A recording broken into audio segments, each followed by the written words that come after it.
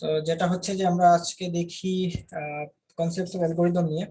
Algorithm জিনিসটা কি সেটা যদি মোস্ট অফ দ্য কেস আমার মনে হয় যে আপনারা অনেকেই জানেন এটা। সো এটার উৎপত্তি আলটিমেটলি হচ্ছে আবু জাফর মোহাম্মদ ইবনে মুসা আল খারিজমি থেকে। আল খারিজমি থেকে আলটিমেটলি অ্যালগরিদমের উদ্ভব, ওয়ার্ড স্টার।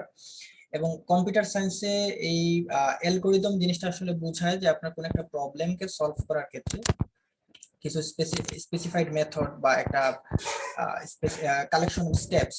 এখন কালেকশন স্টেপস যখন আমরা বলতেছি, সেই স্টেপস গুলা কিন্তু আপনাকে ফাইনাইট হতে হবে, এটা একটু কনসার্নের বিষয়। অর্থাৎ আমরা যখন কোনো একটা অ্যালগরিদম বলতেছি, দ্যাট মিন্স কোন একটা প্রবলেমকে সলভ করার আমরা স্টেপ গুলাকে একসাথে করতেছি। এখন এই স্টেপ গুলা যেহেতু যদি আনলিমিটেড থাকে, তাহলে কিন্তু এটা কোনো আমাকে রেজাল্ট দিচ্ছে না। কারণ আমি যখন সলিউশন বলতেছি, দ্যাট মিন্স আমি কোনো একটা কিছু আউটপুট দিব বা সরি ইনপুট দিব সেখানে, এবং সেই ইনপুট গুলা থেকে আমি একটা ডিজায়ার্ড আউটপুট চাই, যে আমি এই কাজটা করলে আমি এইটা পাবো। ফর এক্সাম্পল, আমি যদি বাস্তবিক করতে আমরা বলি, যেমন আপনি ইউনিভার্সিটিতে ভর্তি হচ্ছেন, দ্যাট মিন্স আপনার একটা 4 বছরের একটা টাইমলাইন আছে, যে আপনার এখানে 12টা স্টেপ, 12টা সেমিস্টার মানে 12টা স্টেপ, এবং 12টা স্টেপ পরে আপনি একটা সার্টিফিকেট পাবেন বা আপনি একটা অ্যাওয়ার্ডেড হবেন।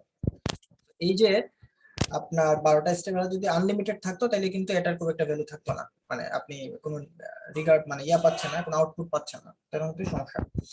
সেই জন্য অ্যালগরিদমের ক্ষেত্রে অবশ্যই স্টেপ গুলা ফাইনাইট হতে হবে, এবং সেগুলা আনএম্বিগুয়াস স্টেপ হতে হবে, এবং ইনপুট এবং আউটপুটের মধ্যে একটা রিলেশন থাকতে হবে, যে আপনি যে ইনপুটগুলো দিচ্ছেন সেই ইনপুট দিয়ে আপনি যে আউটপুটটা চাচ্ছেন সেটাই যেন আমরা পে করতে পারি। যদি এরকম কোনো কিছু হয়ে থাকে, তখন আমরা তাকে অ্যালগরিদম বলতে পারবো। এই জিনিসগুলো এখানে বলা আছে। দেন যদি আমরা হিস্টোরিক্যাল পার্সপেক্টিভ চিন্তা করি, সেক্ষেত্রে সবচেয়ে ওল্ডেস্ট অ্যালগরিদমের মধ্যে একটা হচ্ছে আপনার ইউক্লিডস অ্যালগরিদম, যেটা হচ্ছে দুইটা নাম্বারের মধ্যে গ্রেটেস্ট কমন ডিভাইজার বের করে, এবং এটার উৎপত্তি ধরা হচ্ছে যে খ্রিস্টপূর্ব 300। তো এরপরে আলটিমেটলি যদিও তখন ইউক্লিডস অ্যালগরিদমটা ডেভেলপ হয়, বাট সেটার কোনো প্রাতিষ্ঠানিক ওরকম কোনো ফরম্যাট ছিল না। সো এটাকে আসলে প্রাতিষ্ঠানিকভাবে বা এটাকে একটা গোছানো ফরম্যাট যদি বলি, অর্গানাইজড একটা প্রসেস হিসাবে যদি প্রথম প্রপোজ দেন হচ্ছে আল খারিজমি, এবং সেটা 9th সেঞ্চুরিতে। উনি একজন ম্যাথমেটিশিয়ান ছিলেন, এবং ওনার মূল নীতিটা হচ্ছে এরকম যে যে কোনো প্রবলেমকে, সেটা যতই কমপ্লেক্স হোক না কেন, সেটাকে আমরা 5টা সিম্পল স্টেপ দ্বারা সলভ করতে পারি। এখন এই 5টা সিম্পল স্টেপ কি? ওনার কথা হচ্ছে যে একটা প্রবলেম যদি থাকে, সেই প্রবলেমটাকে আমরা অ্যালগরিদম, এবং সেই অ্যালগরিদমের মধ্যে আলটিমেটলি ইনপুট থাকবে, এবং সেই ইনপুটের মধ্যে কিছু স্পেসিফাইড প্রসেস থাকবে, যেটাকে আমরা স্টেপ বলতেছি। সেই স্পেসিফাইড প্রসেস গুলার বেসিসে আমরা সেখান থেকে আউটপুটটা বের করে নিয়ে আসতে পারবো। তো এটা হচ্ছে ওনার মানে নোশন অফ দ্য অ্যালগরিদম, উনি যেটা প্রথম প্রপোজ দিয়েছিলেন। যেমন সেখানে সিলেকশন সর্ট বলি বা ইনসারশন সর্ট বা মার্জ সর্ট যেটাই বলি না কেন, আমরা যদি সেই অ্যালগরিদমটা হচ্ছে আমাদের আসলে সিস্টেমের মধ্যে থাকবে, বা এই প্রসেস গুলা স্টেপ গুলা সিস্টেমের মধ্যে থাকবে, এবং একটা প্রবলেমের উপর বেস করে কিন্তু এই জিনিসগুলোকে ডেভেলপ করা হবে। সো সেটা যখন সিস্টেমের মধ্যে থাকলো, সেই সিস্টেমে যখন আমি কোনো একটা ইনপুট দিব, ইনপুট দিলে ওই স্পেসিফাইড প্রসেস দিয়ে যখন সেটা যাবে, তখন আমরা যে আউটপুটটা চাচ্ছি সেটা পাবো। ফর এক্সাম্পল, আমরা হচ্ছে একটা আনসর্টেড এলোমেলো ডাটা আছে, সেখান থেকে আমরা একটা সর্টেড ডাটা চাই, অর্গানাইজ কিছু ডাটা চাই। তো সেক্ষেত্রে এলোমেলো ডাটাটা হচ্ছে আমার ইনপুট। আমি ইনপুট গুলো দিলাম, আমাদের কম্পিউটার সিস্টেমে আমরা একটা অ্যালগরিদম বলেন বা একটা কালেকশন অফ স্টেপস বলেন, সেখানে দেয়া আছে, যেখানে ওই ইনপুট গুলো ওয়ান বাই ওয়ান প্রসেস হয়ে যখন এই সিস্টেম থেকে বের হবে বা আউটপুটে আসবে, তখন সেগুলো অর্গানাইজ হয়ে যাবে। আচ্ছা, সো এক্ষেত্রে অ্যালগরিদম তাহলে কি জিনিস দাঁড়াচ্ছে? অ্যালগরিদম দাঁড়াচ্ছে আসলে এখানে 5টা পয়েন্ট। আমরা যদি সামারি করি, 5টা পয়েন্ট আসবে। একটা হচ্ছে ফাইনাইটনেস, অর্থাৎ আপনার যে স্টেপ গুলো আছে সেই স্টেপ গুলো অবশ্যই নির্দিষ্ট থাকতে হবে। এবং হচ্ছে ডেফিনেটনেস, অর্থাৎ আপনার যে স্টেপ গুলোর কথা আপনি বলতেছেন, সে প্রত্যেকটা স্টেপই হচ্ছে আনএম্বিগুয়াস থাকতে, ক্লিয়ার থাকতে হবে। দেন হচ্ছে ইনপুট, অর্থাৎ আমরা যে স্টেপ গুলা ডেভেলপ করতেছি বা যে প্রসেসটা ডেভেলপ করতেছি, সেই প্রসেসে আসলে কি ইনপুটটা যাবে সেটাও আপনার ক্লিয়ার থাকতে হবে। কারণ আপনি যদি ইনপুটই না জানেন, তাহলে তো আপনি আসলে কি কাজ করবেন সেটা আসলে আপনি বুঝবেন না। সো আপনার ইনপুটটাকে ডিফাইন করতে হবে, এবং যে ইনপুটটা ডিফাইন করতেছেন সেই ইনপুটটা আসলে কি আউটপুট দিবে, আপনার ডিজায়ার আউটপুট কি, সেটাও আপনাকে নিশ্চিত থাকতে হবে। এবং দেন হচ্ছে আপনার ইফেক্টিভনেস, এটা হচ্ছে আপনি একটা প্রবলেমকে অনেকভাবে সলভ করতে পারেন, অনেক ওয়েতে সলভ করা পসিবল। সো অনেক ওয়েতে সলভ করলেও সেক্ষেত্রে কোন সলিউশনটা বেস্ট, সেটা হচ্ছে আপনার কাছে বেশি প্রাধান্য পেতে পারে। যেমন আপনি যদি ধরেন যে আপনার বাসা থেকে হচ্ছে ইউনিভার্সিটিতে আসা, আপনি অনেকগুলো রাস্তা দিয়ে আসতে পারেন। আপনি হেঁটে আসতে পারেন, গাড়িতে আসতে পারেন, বা আপনি অন্যভাবে অন্য একটা রাস্তা দিয়েও ঘুরে আসতে পারেন। সো আপনার কাছে এখন অনেকভাবে আসার ওয়ে আছে, আর আপনি কোনটা চুজ করবেন যেটা আপনার কাছে ইফেক্টিভ মনে হবে।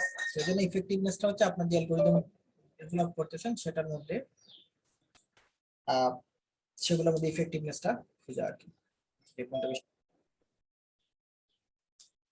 আচ্ছা, দেন হচ্ছে এই 5টা পয়েন্ট আসলে একটা অ্যালগরিদমের মানে মেনটেন করতে হবে। 5টা পয়েন্ট দিলে আমরা সেটাকে অ্যালগরিদম বলতে পারবো, আদারওয়াইজ এটাকে অ্যালগরিদম বলা যাবে না।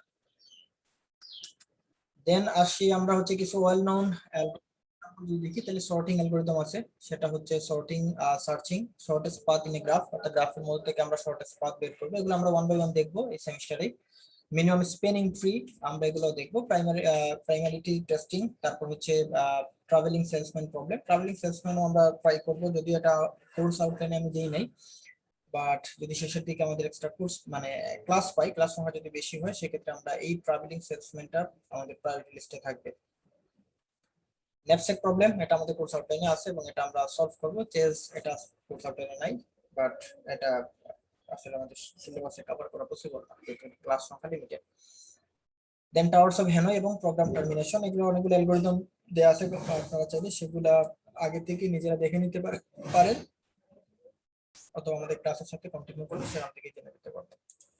আচ্ছা, এখন অ্যালগরিদমের সাথে কিছু বেসিক ইস্যুস রিলেটেড, সেগুলো হচ্ছে যে আমরা একটা অ্যালগরিদম কিভাবে ডিজাইন করব সেটা হচ্ছে আমাদের জানা লাগবে। দেন হচ্ছে আমরা সেই অ্যালগরিদম গুলোকে কিভাবে আমরা এক্সপ্রেস করব, এবং যে অ্যালগরিদম গুলাকে আমরা ডিজাইন করলাম, এক্সপ্রেস করলাম, আসলে এটা কারেক্ট অ্যালগরিদম কিনা সেটা আমরা কিভাবে প্রুফ করব। এন্ড ফাইনালি হচ্ছে আমরা আসলে এটা এফিসিয়েন্সি কিভাবে মেজার করব, efficiency and optimality. So efficiency measure করার ক্ষেত্রে আলটিমেটলি আমাদের চলে আসবে কমপ্লেক্সিটির কনসেপ্টটা, যেটা নিয়ে আমরা আজকের ক্লাসেরই শেষের দিকে আলোচনা করব। তো প্রথমে আসি ডিজাইন অ্যালগরিদম কি আছে। তো কিছু ডিজাইন অ্যালগরিদম টেকনিক অলরেডি আছে, যেটা হচ্ছে স্ট্র্যাটেজি। যেমন একটা হচ্ছে ব্রুট ফোর্স, যেটা আপনারা ইতিমধ্যেই পরিচিত, যেহেতু ডাটা স্ট্রাকচার এবং C programming, computer programming course করে আসছেন, সো ব্রুট ফোর্সের সাথে পরিচিত থাকার কথা। So divide and conquer, decrease and conquer, transform and conquer, এগুলো প্রত্যেকটাই হচ্ছে অ্যালগরিদম ডিজাইন টেকনিক বা অ্যালগরিদম ডিজাইন স্ট্র্যাটেজিস। এগুলা ফলো মানে এই কনসেপ্টগুলো ফলো করে বা স্ট্র্যাটেজি ফলো করে আপনি অ্যালগরিদম ডেভেলপ করতে পারবেন। যেমন আমরা বেশি পরিচিত এই সেমিস্টারে বা এই কোর্সে আমরা বেশি আলোচনা করবো হচ্ছে ডিভাইড এন্ড কনকারের, তো শুরুর দিকেই পাবেন, এবং গ্রিডি অ্যাপ্রোচ, ডাইনামিক প্রোগ্রামিং এবং ব্যাক ট্র্যাকিং, এই জিনিসগুলোর সাথে আপনি খুব ফ্রিকোয়েন্টলি এগুলোর নাম শুনবেন এই কোর্সে। অর্থাৎ এগুলা, এই অ্যাপ্রোচ গুলা ফলো করে আমরা অ্যালগরিদম ডিজাইন করে থাকবো। দেন হচ্ছে অ্যানালাইজ অফ অ্যালগরিদম।